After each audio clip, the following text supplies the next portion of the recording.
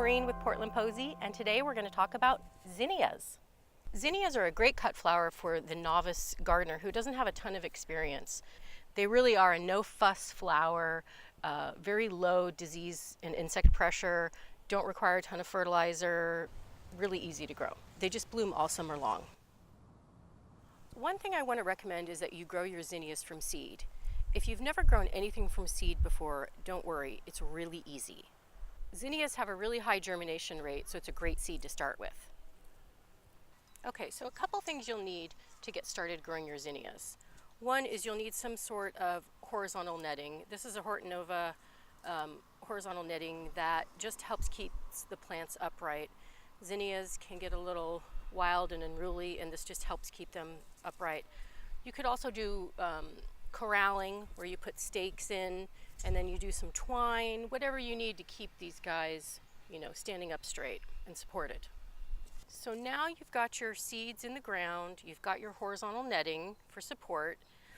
It's time to start cutting and harvesting. This is a little test you can do to determine whether your flowers are ready to be cut or not. One thing that's kind of common with zinnias is bent neck. And the neck literally just bends on you. And that's because you've harvested at the wrong stage. So here's a little test that you can do. It's called the wiggle test. Give a little wiggle. You see how nice and stiff that is? That's ready to cut. Give this one a little wiggle. It's really wobbly. So that one's not ready. We'll give it a couple more days. And this is how you cut. Normally, one would just cut right here. But because we don't have any lateral growth, we're going to cut this guy all the way down.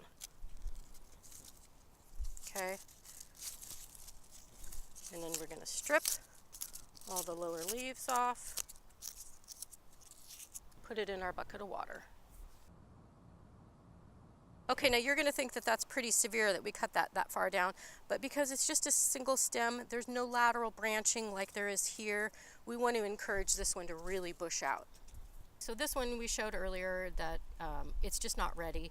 I would not cut that here, but I would go all the way down, probably to right there, just to again encourage more of the lateral branching. And by doing that, you're going to have so many more blooms.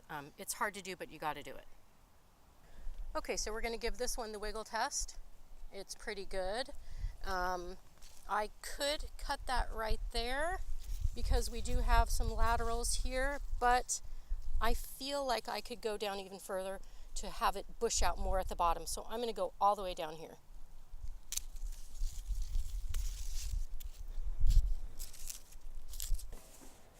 Well, I hope these few tips will encourage you to start your own zinnia patch. Happy gardening, and thanks for watching.